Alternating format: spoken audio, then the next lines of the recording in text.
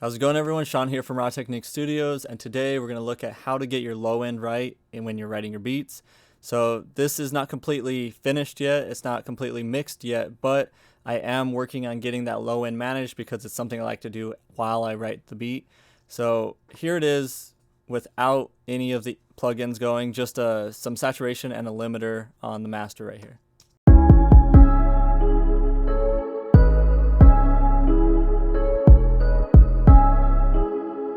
So it sounds a little bit muffled. Like, I got the melody that I want, I got the 808 that I want, the kick drum. It sounds too muffled to me. So what I would want to do is clean it up. And the first thing I like to clean up is get all of that low end from the melody out of the way. So here it is. I'll play it again, and then I'll turn on my plugins on each one, and then we'll go over what I did.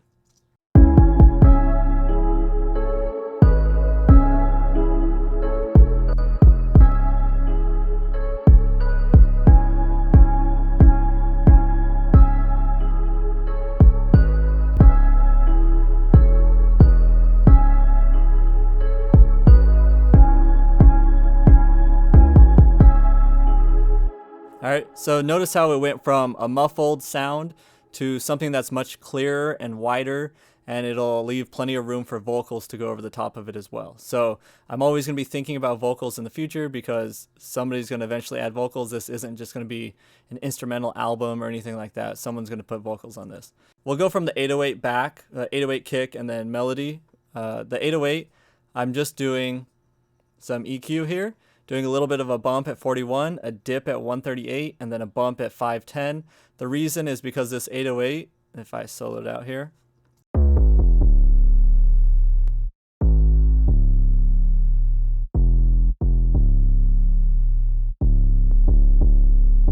it had a bit of this section right here around 138 hertz that just sounded a little weird to me. If I solo it out, I wanted that part of the 808 just dipped down. And then I like this. That's where that top end of the 808 is, that crunchiness. And then this is where the really like low end thump is.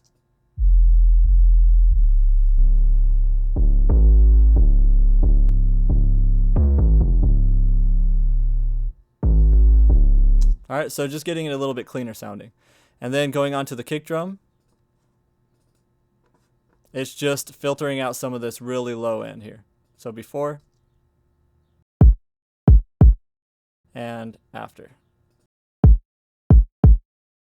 Sounds pretty much the same, just making a little bit more room there.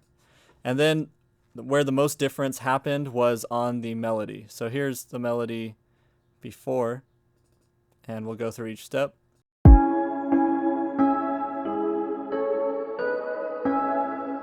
So on its own, it sounds fine. It has like a full range of frequencies going on there. But when you mix it in with your 808 and your kick and think about vocals in the future, then it's a little bit too dense. So I want to thin it out a bit. So I took out a lot of low end here.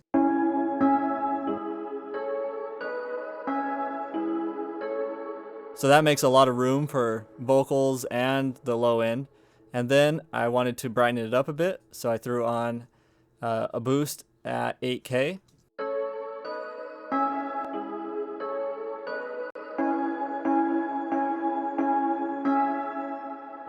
And then lastly, I wanted to spread it out and brighten up the sides a bit. So I'm using an MS function on the Shep 73, and I'm turning the side information up. So just the sides are going to be louder, and the centerpiece, I'm bringing it down a little bit. So it's making some room for some vocals. And then I'm doing a little bit of EQ just on the sides. So I'm doing a bit of a bump right here at 4K, right in that range. And then a little bit of a bump at 12K and a little bit of a bump at 220 hertz just on the sides.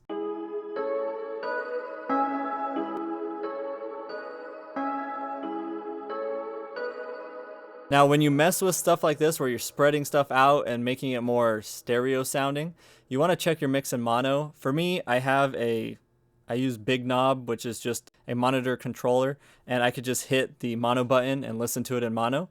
But if you don't have that, you could also use the S1 Imager from Waves. And you just bring it all the way down, and it'll let you know what it sounds like in mono. So let's give it a listen.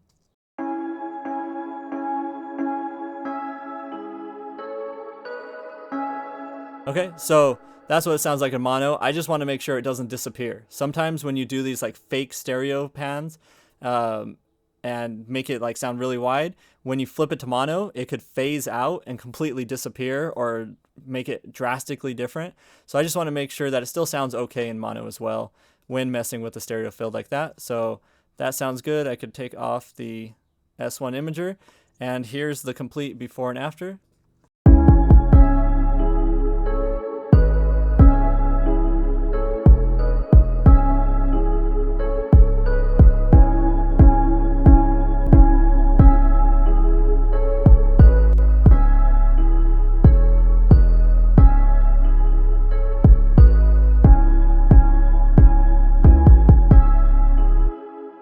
So that's how I manage the low end when I'm writing a beat. I like to take care of it in the writing process to make sure that it's flowing together so I know what things I need to add in there as well as I go.